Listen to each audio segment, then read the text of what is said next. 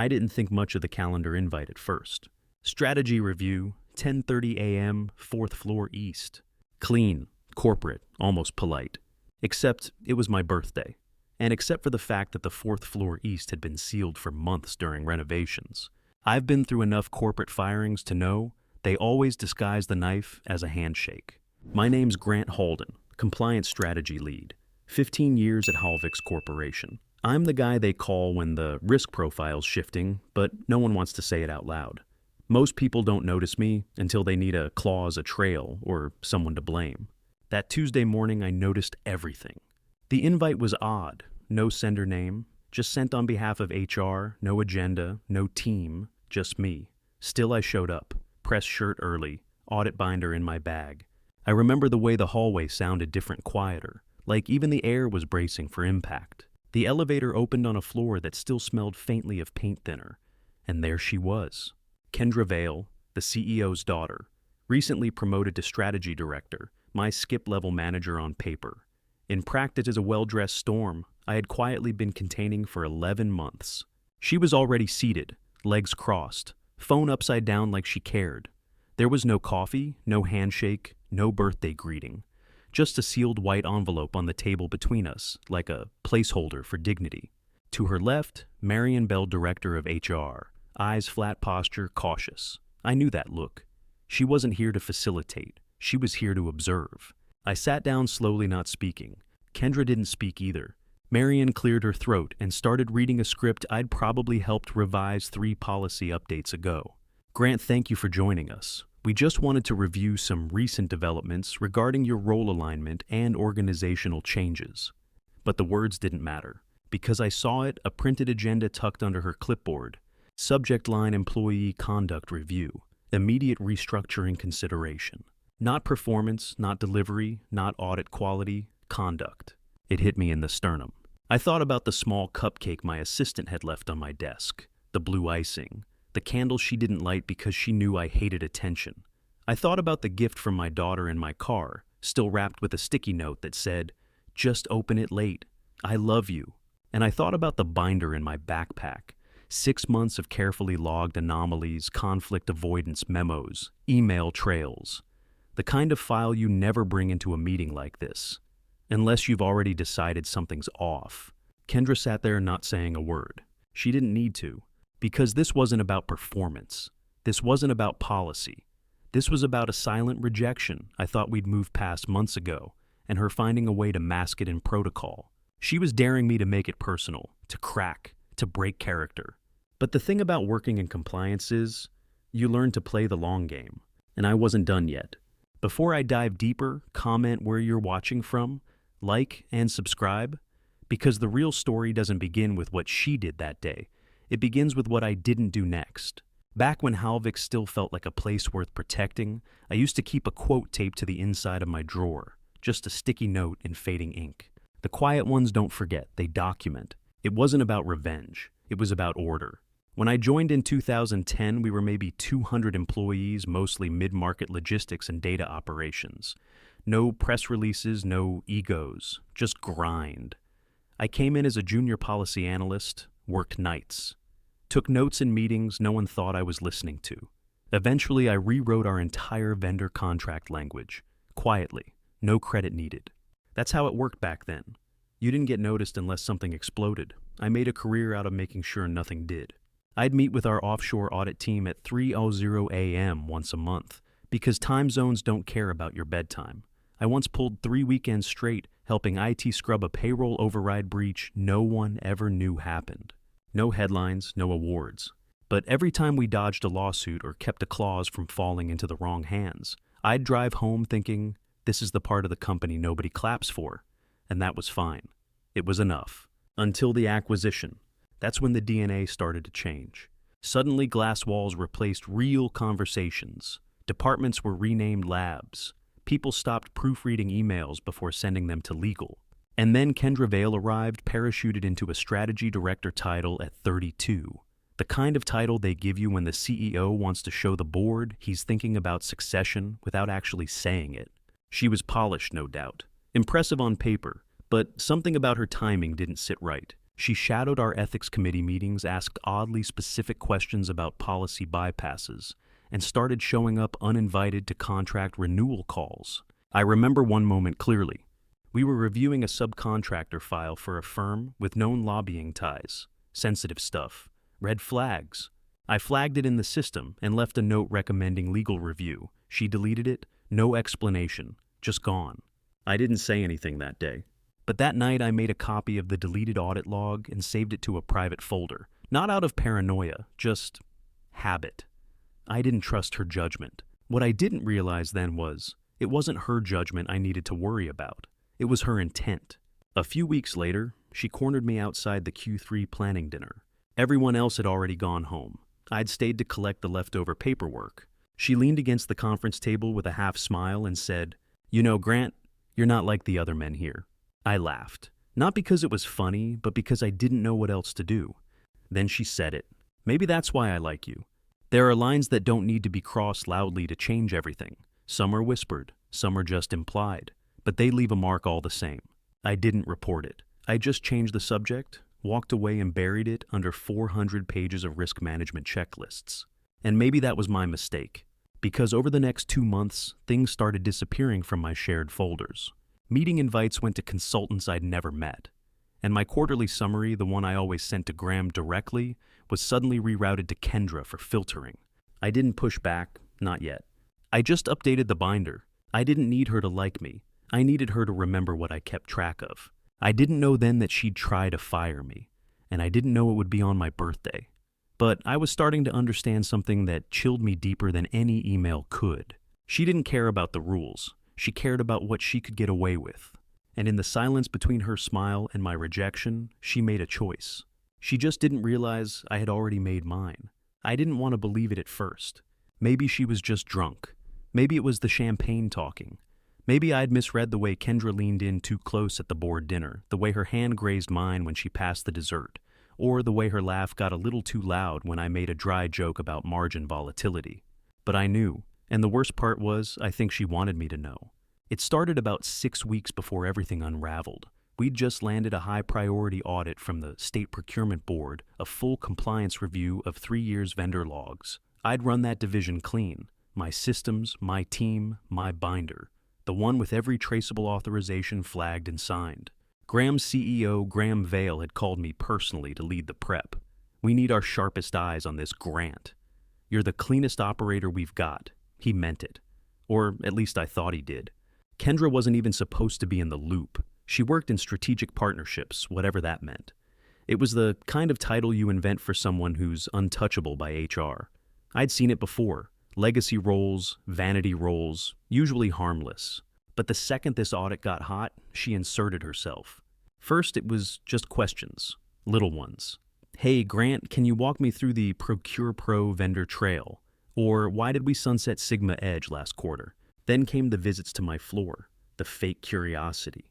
The way she leaned against my doorframe, holding a coffee she never drank. She knew I was married, and I knew she didn't care. "You know," she said once, voice soft but low, "everyone here listens when you talk. That's rare." I didn't respond, just kept flipping through the printouts circling discrepancies, but something about her tone settled in the air like static. That night, I told my wife, not everything just enough to clear my own conscience. Lena raised an eyebrow, gave a tired smile, and said, "Then keep your distance. But don't be surprised if distance isn't what she wants." She was right. Kendra escalated, fast. By the second week of prep, she was sitting in on my meetings uninvited. She redirected discussion, questioned my data, and once even interrupted me in front of Marion Bell, our HR lead, suggesting we reconsider the data thresholds I had personally built. And Marion just sat there, silent. I should have seen it coming, because the moment I pushed back calmly, professionally in writing, was the moment things shifted. That Friday, I got a Slack message from Marion. "Hi, Grant. Would you have a moment Monday morning for a quick check-in? Just some policy clarity I'd love your help with. Thanks, M." Not urgent, not concerned, just friendly, soft. Yes, I didn't sleep much that weekend. Because I'd seen that message before, different names, different times, it always meant the same thing. Someone was building a paper trail, and I was about to be the subject. But here's the thing. They didn't know about the binder. My binder, the physical one. Not a file, not a shared drive. An actual heavy 3-ring binder I kept updated since 2019. Color-coded tabs, full authorizations, signatures, even the vendor recert letters. Everything. Because you can erase a file, you can misplace a PDF, but you can't gaslight a physical paper trail when the state auditors come knocking. And I wasn't planning on letting anyone edit history. I remember sitting in my office, that Monday binder on my lap, watching the seconds tick by before Marion's quick check-in. I glanced at the cover-worn, dog-eared stain slightly from a coffee spill 3 years ago. My insurance policy. And I remember thinking, what exactly are they hoping I'll forget? Because I wasn't just carrying evidence. I was carrying motive.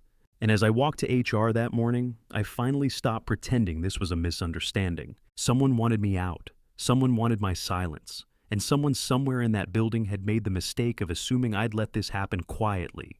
I didn't know it then, but this wasn't going to be a performance review. It was going to be a burial. Their only mistake, they forgot who wrote the manual.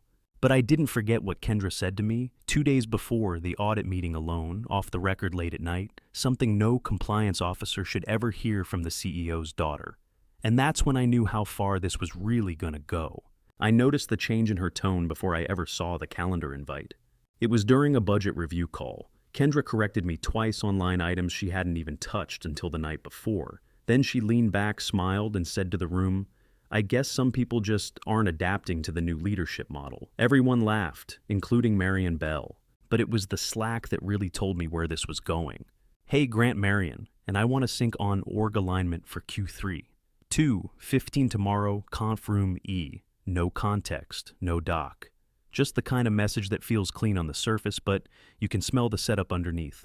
I clicked open my compliance folder, navigated to a subdirectory labeled Variance Logs. K-Val. I added one more line.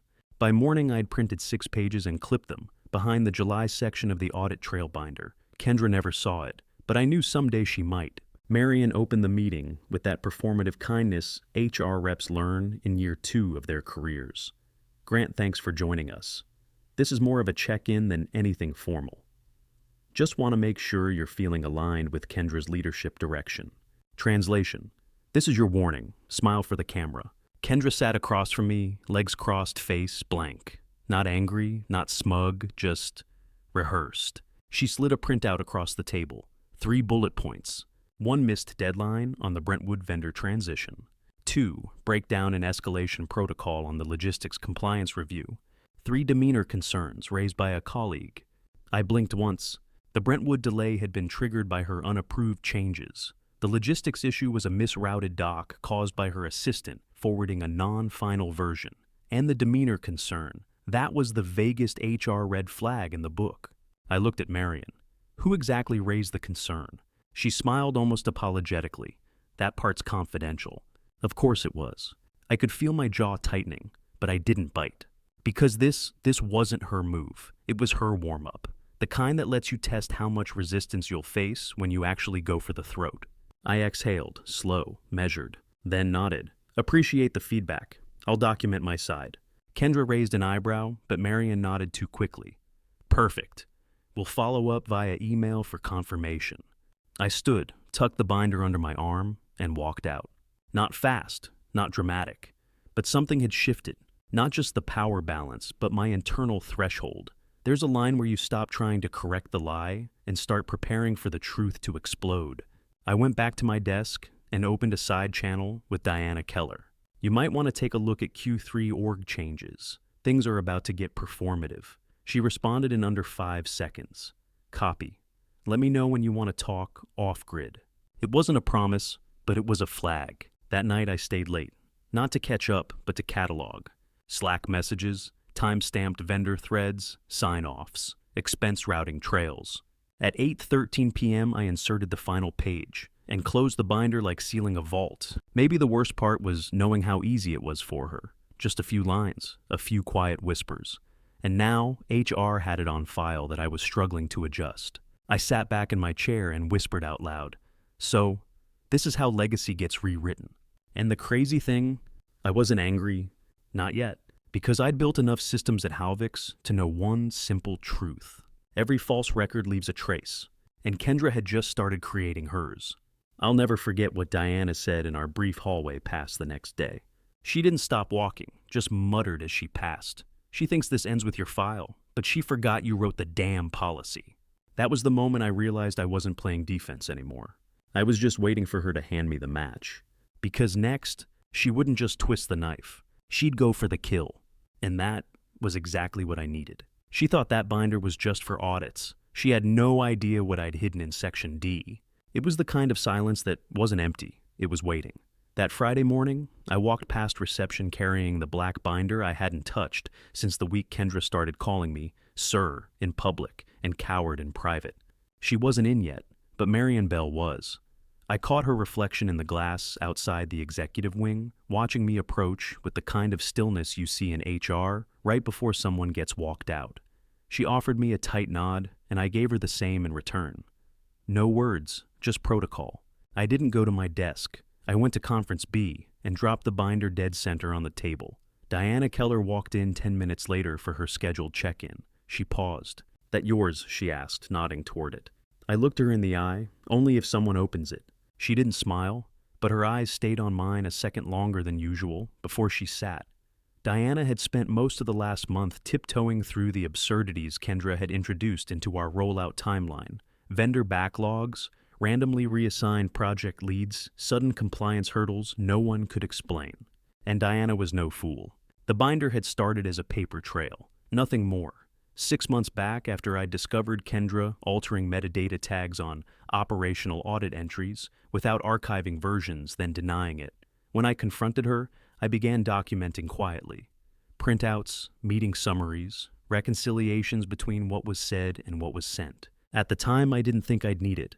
Back then, I still thought the daughter of a CEO could flirt, fail, and flame out without dragging the entire floor into her personal ambitions.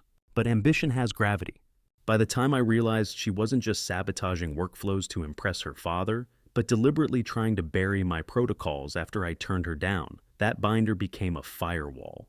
Inside were 89 pages of cross-referenced variance reports, 3 NDAs redlined with her personal annotations, and 1 internal email from Kendra to her assistant, carelessly forwarded where she wrote, "Once he's gone, I want the validation protocol gone too. It's slowing down ops and making me look like I don't know what I'm doing." She'd sent that 2 days before my birthday, 4 days before my role was formally reclassified as duplicative. When Diana flipped open the binder, I didn't speak, just watched. Page 3 was a time-stamped reconciliation of a procurement override Kendra had approved, despite it violating both vendor continuity policy and breach thresholds. Diana looked up when she hit that page. "Why didn't you send this to legal?" "Because legal reports to Graham, and Graham is her father." I said it plainly, like reading a weather report.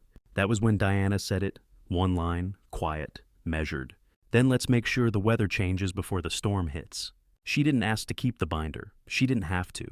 That afternoon, I received an unexpected meeting invite. It was from Chris down in IT compliance, a guy who usually wouldn't touch executive operations unless summoned. His subject line was one word, weird. I clicked the thread. It was a screenshot of a deletion request submitted under Kendra's admin credentials.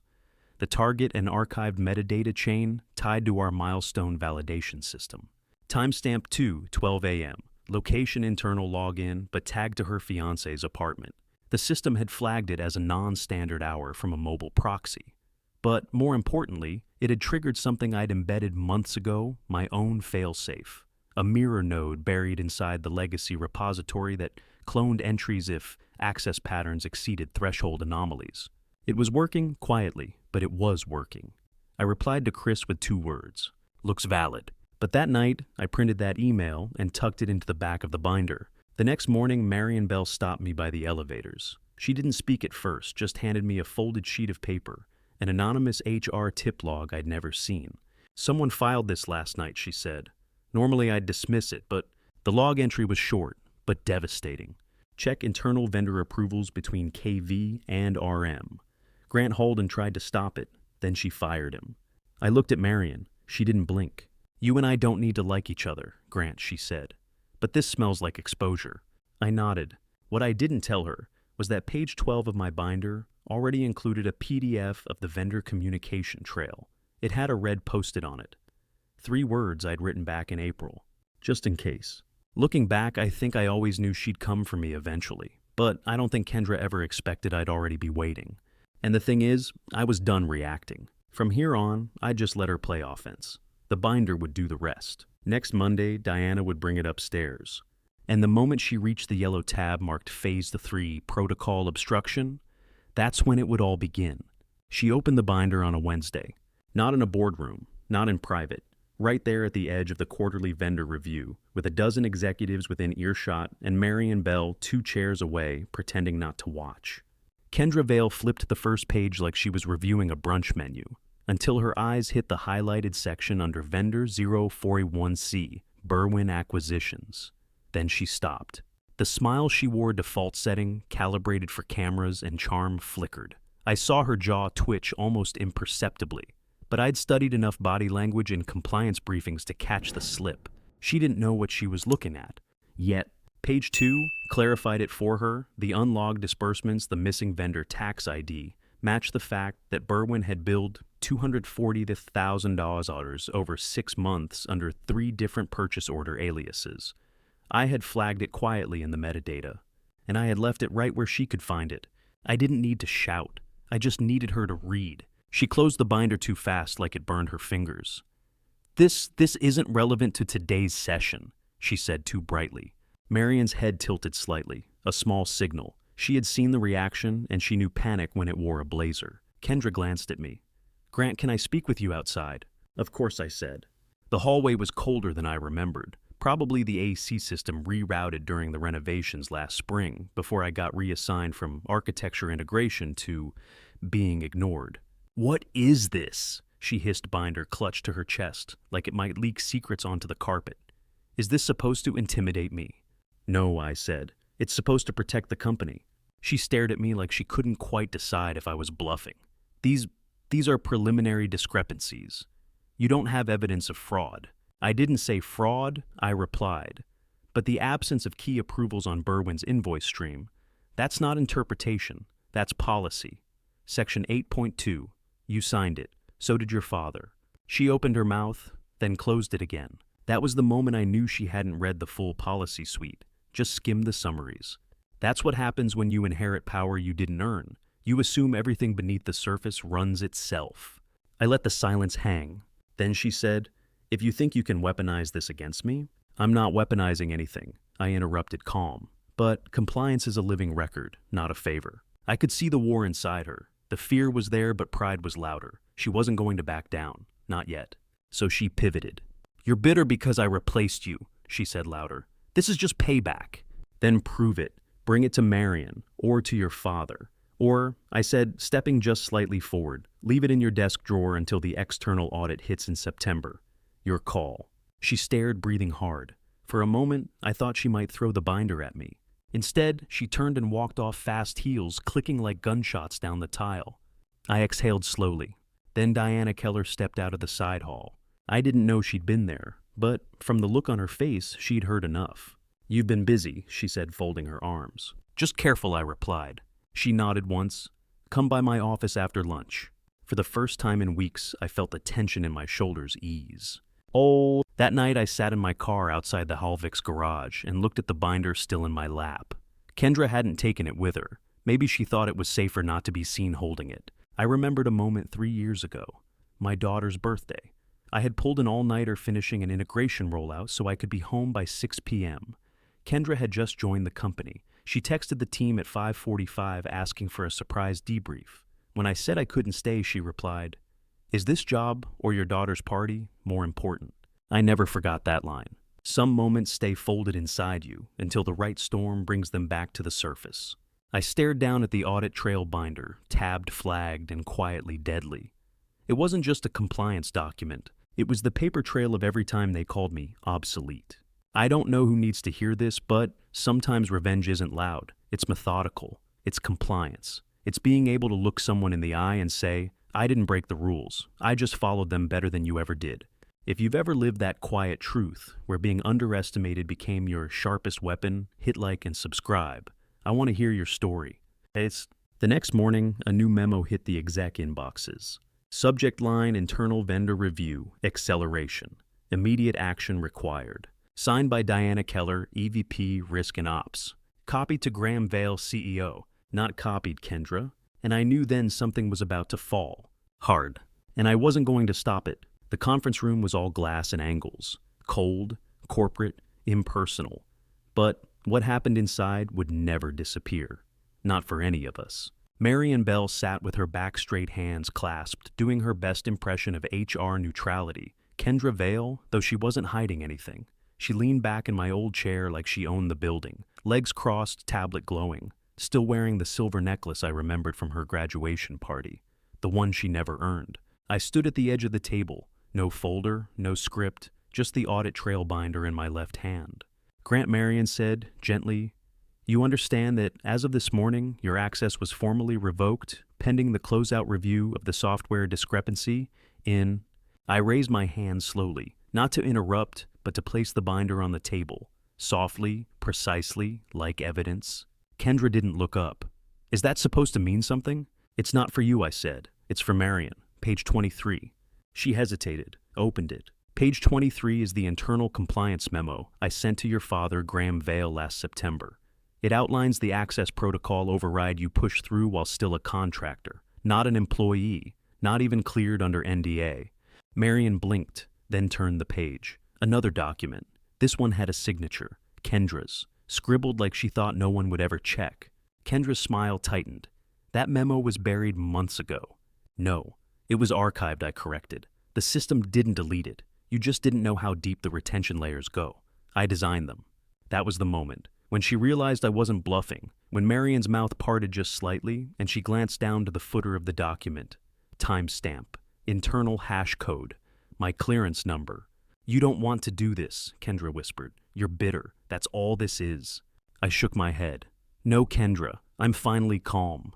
And it was true. For the first time in weeks I wasn't angry, just clear.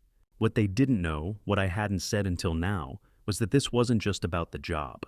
It was about trust, about how many years I'd spent cleaning up their messes, about the time I got a call from Graham at 2 a.m., because one of their overseas vendors had flagged a licensing conflict, and I fixed it in my pajamas before sunrise. No thanks, just another line in the system, forgotten. And now here I was, watching his daughter stage her first attempt at a professional coup using a protocol I built, without understanding what it really did. There's something else in there, I told Marion. Page 32, a vendor memo from Osprey Analytics.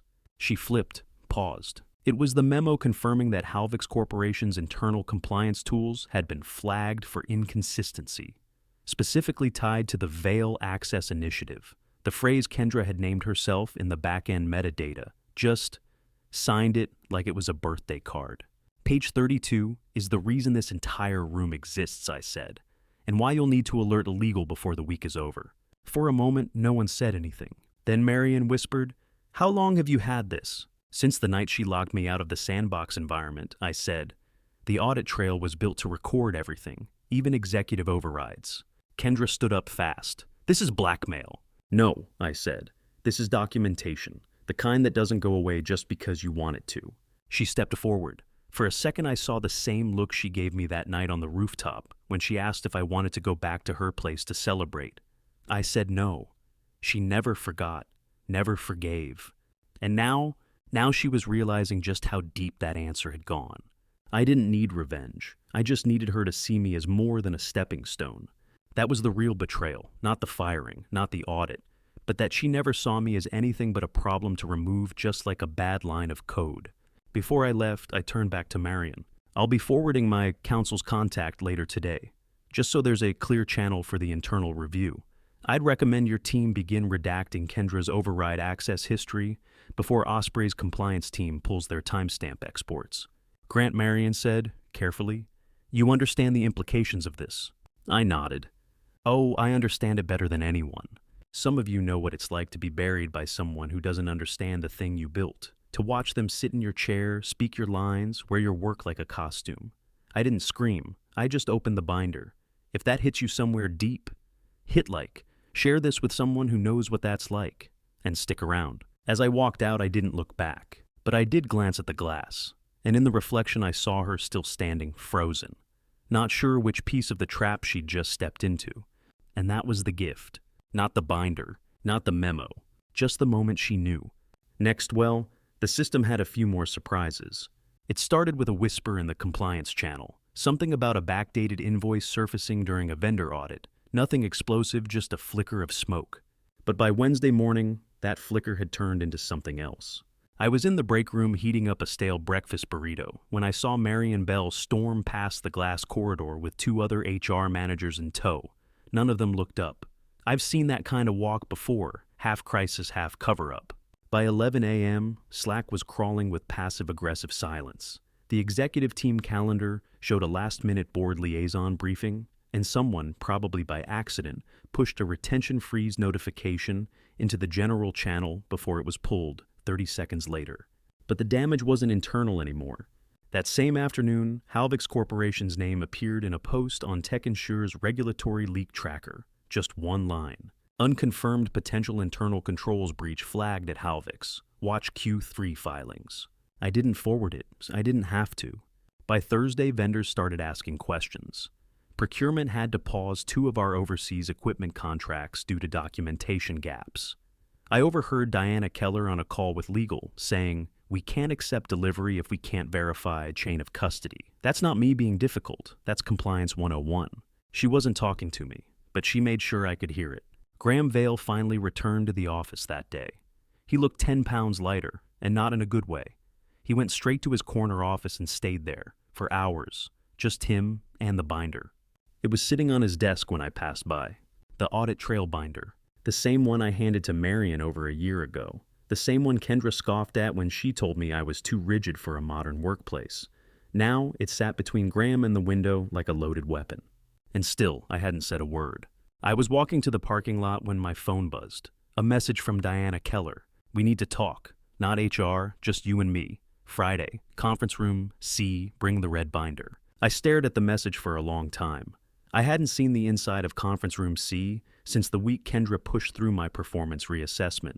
The same room where she smiled and said, "Don't take this personally, Grant. You're a legacy asset. And it's time for Halvix to evolve." I still remember the taste of cheap coffee in that room, the feel of her hand on my forearm when she leaned in trying to make it sound like a compliment, the way she made my birthday feel like a footnote in her power play.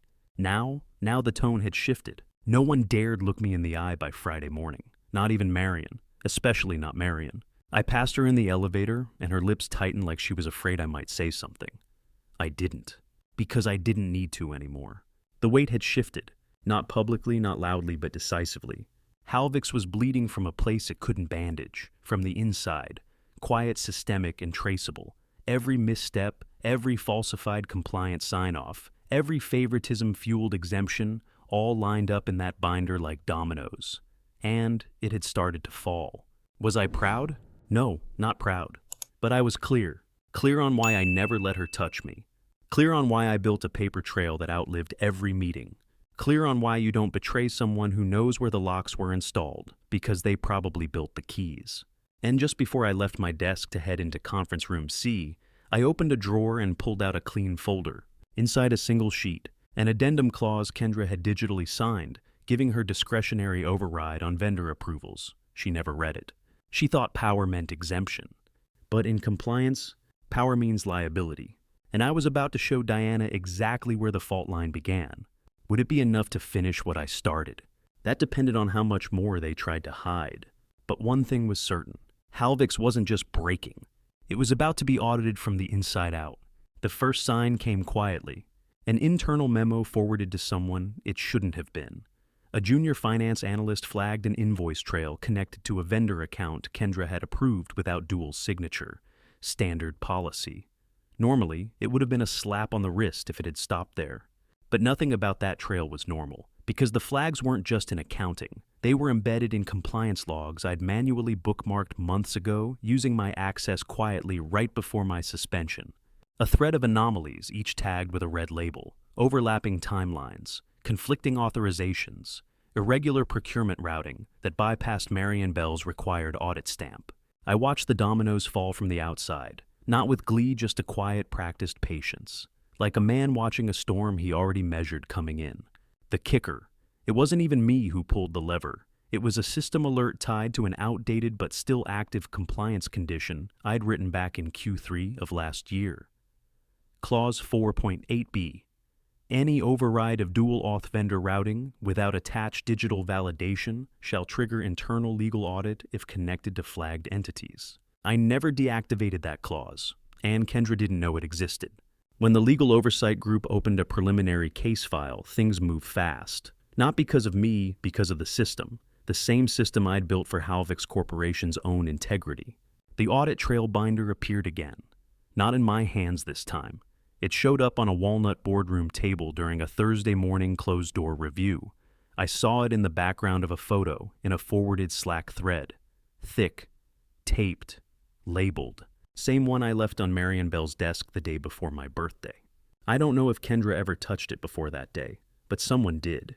And someone flipped to page 14, the one with the signed authorization she used after I was gone.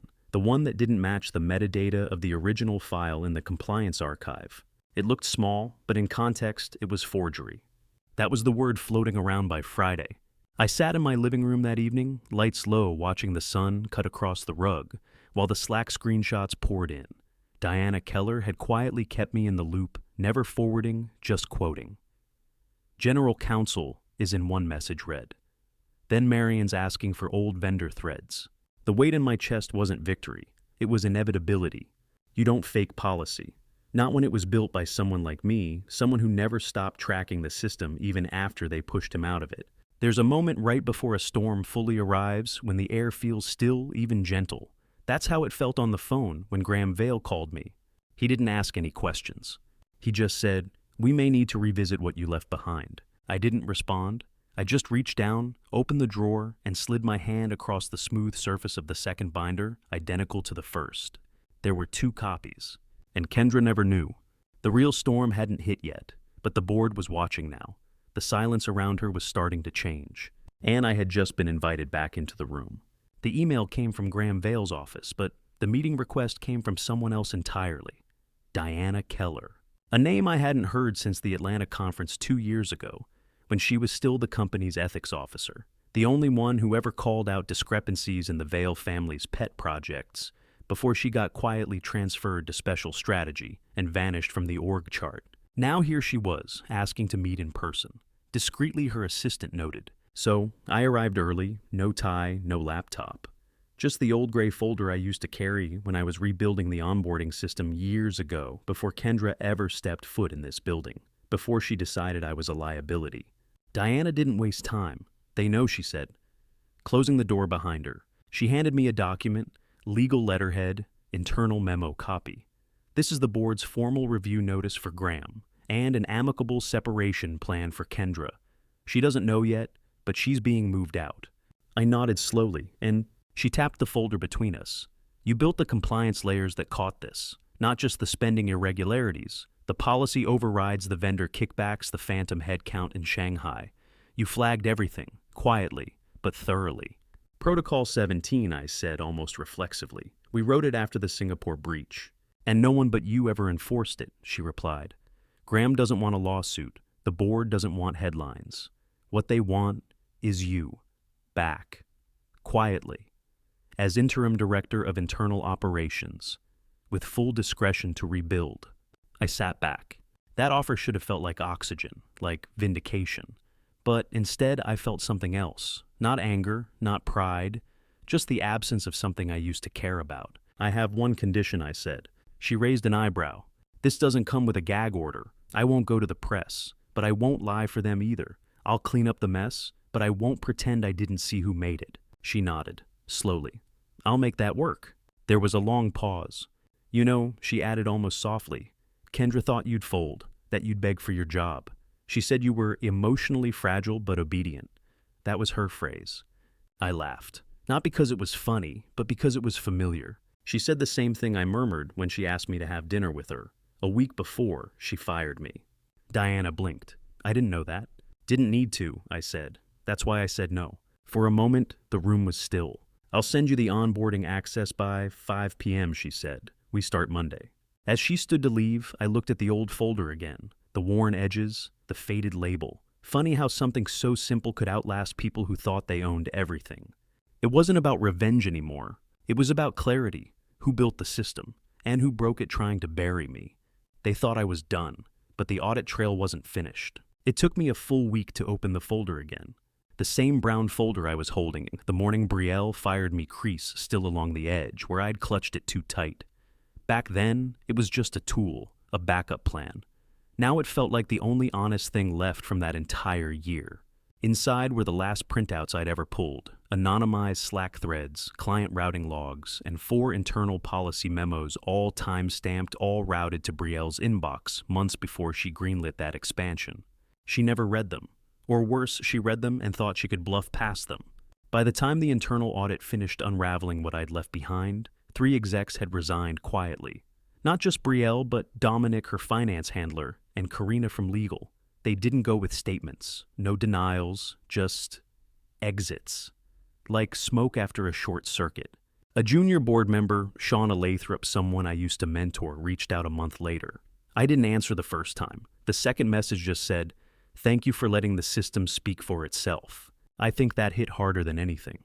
Because in the end, I never yelled, never leaked, never held a press conference or called in favors. I just built the trail and walked away. The day the company issued their public realignment statement, I wasn't watching the stock. I was sitting at home in the same faded blue Oxford I'd worn the day Brielle tossed me out. It still smelled faintly like dust and vanilla, probably from the office supply closet where I used to hide the good pens. That shirt had seen 4 restructures, 2 promotions, 1 betrayal. I kept it on. People always ask what I really wanted out of all this. Some think it was payback. Others think it was about ego, about proving I was right. But the truth, I just wanted to be respected quietly, not paraded, not praised, just heard. And maybe left alone to do what I knew how to do. Brielle's biggest mistake wasn't firing me. It was thinking I wouldn't care enough to leave evidence. When you've given half your life to a company, you don't need revenge. You just need records.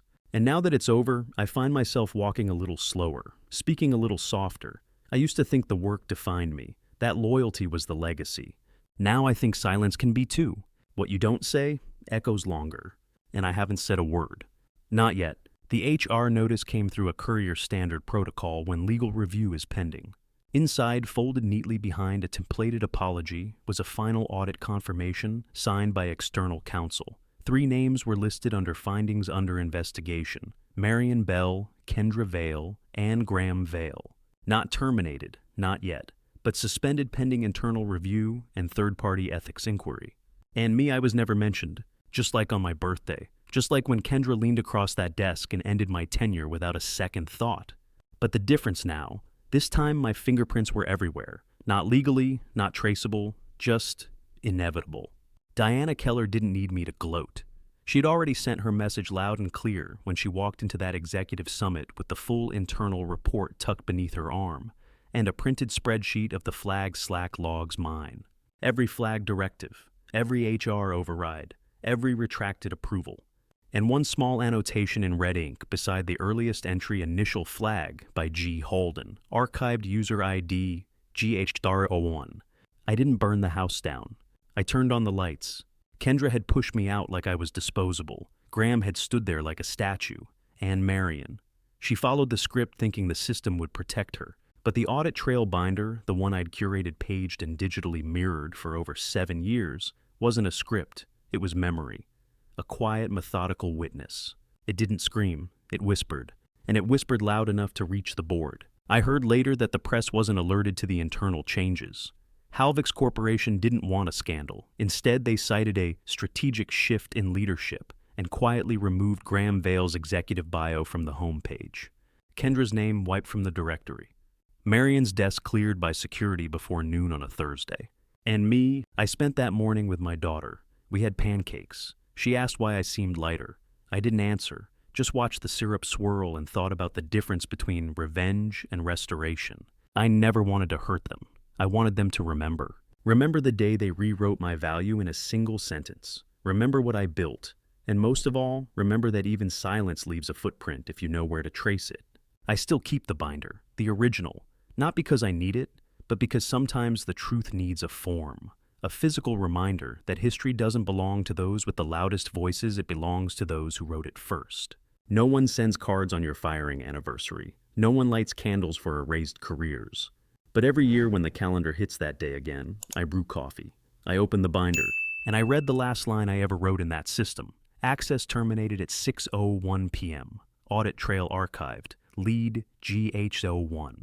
That's all. But she knows what it meant. If any of this feels familiar, if you've ever been written out of your own story, drop a comment. I'd like to hear yours. And if you want more true stories like this one, subscribe, stick around.